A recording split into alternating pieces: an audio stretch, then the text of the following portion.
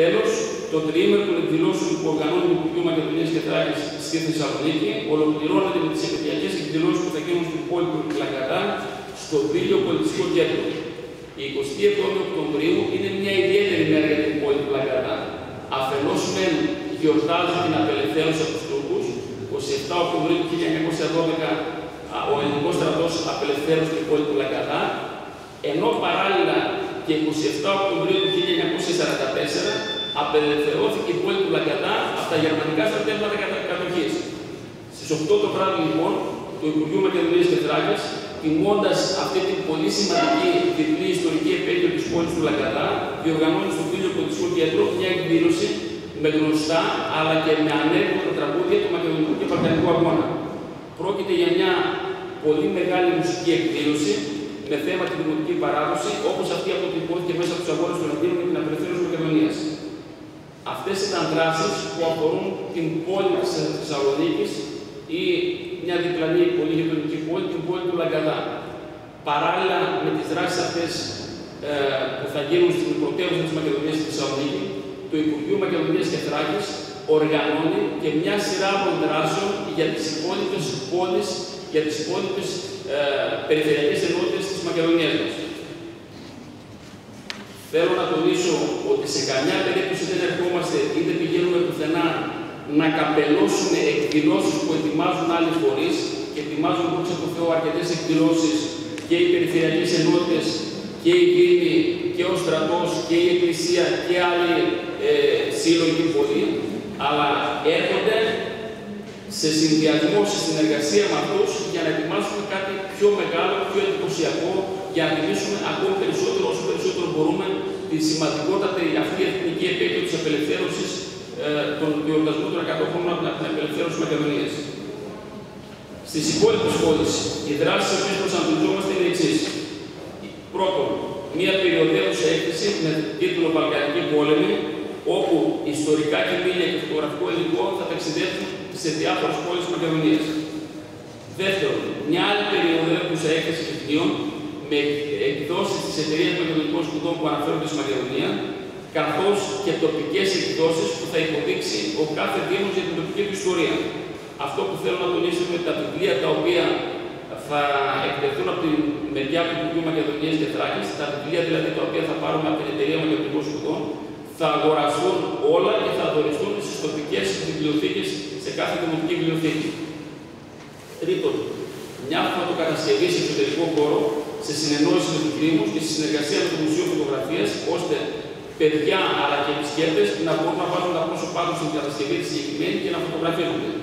Τέταρτον, διοργάνωση συναντιών της Κρατικής Ορχήστρας Θεσσαλονίκης ή και της Συμφωνικής Ορχήστρας του Δήμου Θεσσαλονίκης, όπου φυσικά υπάρχουν υποδομές εσωτερικού χώρου και έχουν προηγηθεί σχετικές συνεννοήσεις. Πέμπτον, παραστάσεις του Κρατικού Θεάτρου Βορείου Ελλάδος σε διάφορες πόλεις της Μακεδονίας.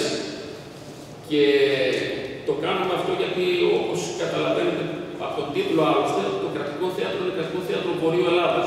Και θα πρέπει να γίνει Κρατικό Θέατρο Βορείου Ελλάδος, δηλαδή να γυρίζει και να δίνει παραστάσεις σε όλη τη Μακεδονία και τη Θράκη, και όχι μόνο Κρατικό Θέατρο με έδρα στη Θεσσαλονίκη και παραστάσεις μόνο στη Θεσσαλονίκη. Προσπαθούμε λοιπόν, σαν Υπουργείο Μακεδονίας και Θράκης, να αξιοποιήσουμε το ανθρώπινο δυναμικό των δημόσιων φορέων του πολιτισμού, Κρατικό Θέατρο Βορείου Ελλάδος και Κρατική Ορχήστρα Θεσσαλονίκης, Συμφωνική Ορχήστρα Δήμου Θεσσαλονίκης, προκειμένου να δώσουμε την ευκαιρία σε κρατικές περιοχές, στην υπόλοιπη Μακεδονία και τη Θράκη, να ζήσουν τις ίδιες στιγμές και να απολαύσουν πολιτιστικά δρόμενα με αυτά που απολαμβάνουν μέχρι τώρα μόνο οι κάτοικοι της Θεσσαλονίκης. Και τέλος, έκτη δράση, διακεκριμένοι εικαστικοί, θα δημιουργήσουν ένα γλυπτά, θα έλεγα καλύτερα, εξωτερικού χώρου, προσφορά των ιδίων, που θα μείνουν στην κάθε πόλη και στη συνεργασία με άλλους καλλιτέχνες θα δημιουργήσουν εικαστικές εγκαταστάσεις σε εξωτερικούς χώρους. Εκτός από αυτές τις δράσεις, οι οποίες ήδη είναι προγραμματισμένες, είμαστε ανοιχτοί σε οποιαδήποτε άλλη πρόταση γίνεται από οποιοδήποτε τοπικό φορέα, περιφερειακή ενότητα ή δήμο, έτσι ώστε να συμπληρωθούν κατά τόπος και να υπάρξουν και άλλες δράσεις. Είμαστε ανοιχτοί για οποιαδήποτε συνεργασία. Ο στόχος όλων των εκδηλώσεων που προηγουμένως περιέγραψα είναι ένας.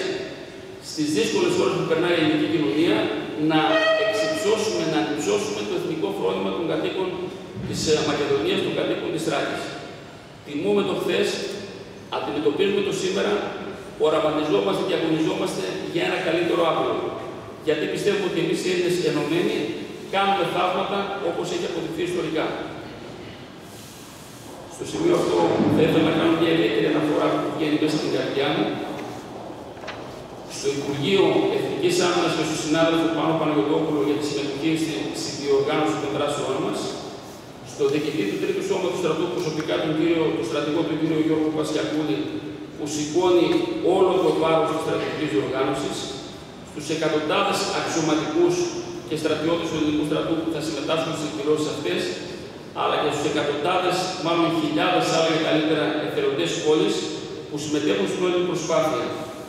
Ιδιαίτερη αναφορά στο πάνελ εδώ εκ δεξιών μου, στον Βασίλη τον Νικόλτσιο, το γνωστό συλλέκτη, συγγραφέα, διευθυντή του Μουσείου Μακεδονικού Αγώνα για την υπερπολίτιμη προσφορά του στο στήσιμο της έκθεσης των εικόνων κηπηλίων, και όχι μόνο σε αυτό, αλλά στην οποιαδήποτε βοήθεια που έχουμε ζητήσει ήταν πάντοτε στο πλευρό μας. Στους συνεργάτες μου που έχουν ασχοληθεί πάρα πολύ με αυτές τις συγκεκριμένες διοργανώσεις που αξίζουν θερμά συγχαρητήρια και ένα μεγάλο ευχαριστώ στον Βασίλη Τογάκη, τον πρώην Αντιδήμαρχο Πολιτισμού του Δήμου Θεσσαλονίκης, ο οποίος είναι ειδικός μου συνεργάτης για θέματα πολιτισμού, στην Πέγκη την Κιτσούκη, η οποία είναι επιστημονική μου συνεργάτη και ασχολείται πάρα πολύ με τα θέματα πολιτισμού και είναι μαζί με τον Βασίλη συνυπεύθυνη για αυτές τις δράσεις. Και βεβαίως τον συνάδελφό σας, δημοσιογράφο του Χρήστο Τζαλικίδη, για την βοήθεια, για την πολύτιμη βοήθεια στην προβολή όλων αυτών των δράσεων. Κλείνοντας, θέλω να κάνω μια ιδιαίτερη αναφορά στους χωρικούς μας, εταιρείες και φυσικά πρόσωπα που σε αυτούς τους δύσκολους καιρούς μας υποστήριξαν και ένωσαν τις δυνάμεις τους με τις δικές μας. Ό,τι θα δείτε τις επόμενες ημέρες στη Θεσσαλονίκη, από τον εορτασμό της πόλης, από τα μπάνερα, από τις αφήσεις, τα πάντα, δεν είναι δαπάνη του Υπουργείου. Είναι προσφορά ιδιωτών, είναι προσφορά εταιριών. Είναι προσφορά σε είδος και υπηρεσίες Μακεδόνων, ανθρώπων που η αγάπη τους για τον τόπο τους οδήγησε κοντά μας. Σας ευχαριστώ πάρα πολύ. Θα ήθελα να κάνω μια αναφορά επιγραμματική για την παραχώρηση των κηπηλίων. Καταρχήν θα ήθελα να ευχαριστήσω τη Διεύθυνση Ιστορίας Στρατού, το Εθνικό Ίδρυμα Ερευνών και Μελετών Ελευθέρων Βενιζέλους, το Εθνικό Ιστορικό Μουσείο, το Κέντρο Ιστορίας της Θεσσαλονίκης, το Μουσείο Ελευθέρων Βενιζέλους, το Μουσείο Μακεδονικού Αγώνα, το Ναυτικό Μουσείο της Ελλάδας, τον Πανελλήνιο Σύλλογο Απογόνων Μακεδονομάχων ο Παύλος Μελάς, το Πολεμικό Μουσείο και το Παράρτημά του στη Θεσσαλονίκη και ακόμη τους ιδιώτες συλλέκτες Δημήτριο Γιαννόγλου, τον Κώστα τον Λέκα, τον εκλεκτό συνάδελφο βουλευτή και πρώην Υπουργό, τον Ιωάννη τον Ζωγιό, τον Αναστάσιο τον Λιάσκο, τον πρώην Υφυπουργό Τουρισμού και Συνεργό Γενικό Γραμματέα Τουρισμού, τον συλλέκτη τον κύριο Ιωάννη Μέγα, την Ατάσα την Ποζίνη, τον Βασίλη τον Νικόλτσιο, τον Νικόλα τον Τολιάδη, τον Ιωάννη τον Τσελετίδη, τον Πέτρο τον Παπακυριακού, τον Αθανάσιο Φλόκα και βεβαίως τον Αλέκο τον Χαϊδόκου. Ακόμη, θα ήθελα να ευχαριστήσω θερμά μέσα από την καρδιά μου για την πολύ μεγάλη προσφορά τους χορηγούς, είτε χρημάτων, είτε έτσι με δράσεις συγκεκριμένα, με έργα.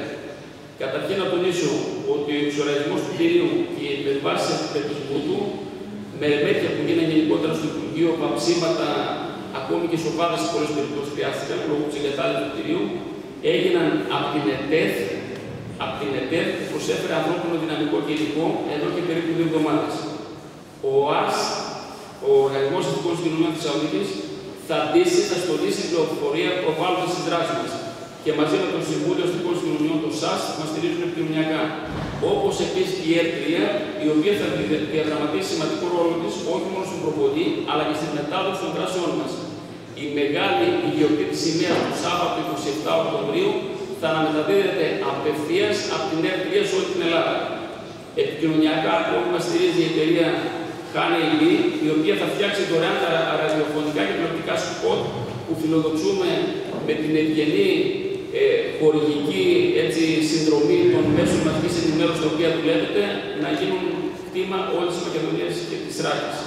Επίσης, θέλω να ευχαριστήσω τη Διεύθυνση Πρασίνου του Δήμου της Θεσσαλονίκης, τους Δήμους Πηλαίας, Σκοπιάτου και Δέλτα για τη διαμόρφωση του περιβάλλοντος του χώρου του Κουσίου, τα Φυτόρια Βασιλιάδη για τη διαμόρφωση του Πρασίνου, το Μέγαρο Μουσικής Θεσσαλονίκης που μας παραχωρεί δωρεάν τους χώρους του για τη συναυλία των φιλαρμονικών, το Τιτάν που μας υποστήριξε στην αγορά και το συμμετοχισμό της Θεσσαλονίκης, την εταιρεία Κλέον ΑΕ που τυπώνει όλα τα έργα της περιοδεύουσας έκθεσης των Βαλκανικών πολέμων, την εταιρεία των αδελφών Τζιμίκα για τις κομματοποιητικές εργασίες και αποκατάσταση παραπάνω εντός του κόρπου του Μακεδονίας και Θράκης, τη Βηματέκ που προσέφερε τα χρώματα για τον εφρονισμό του Υπουργείου, τη Βιοδομή που επισκεύασε τις σχετικές πύλες του Υπουργείου και την εταιρεία Κόπικας Γεώργιος που μας διέθεσε τηλεσκοπικούς κερανούς.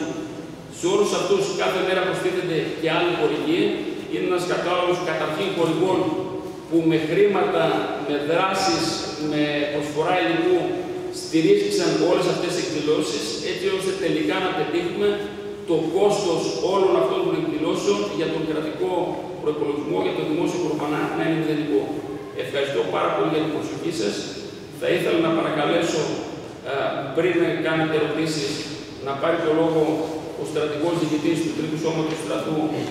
Βασιακούδης, στη συνέχεια ο διευθυντής του Μουσείου Μακεδονικού Αγώνα, ο κ. Νικόλτσιος, και βεβαίως μετά να γίνουν ερωτήσεις από εσάς.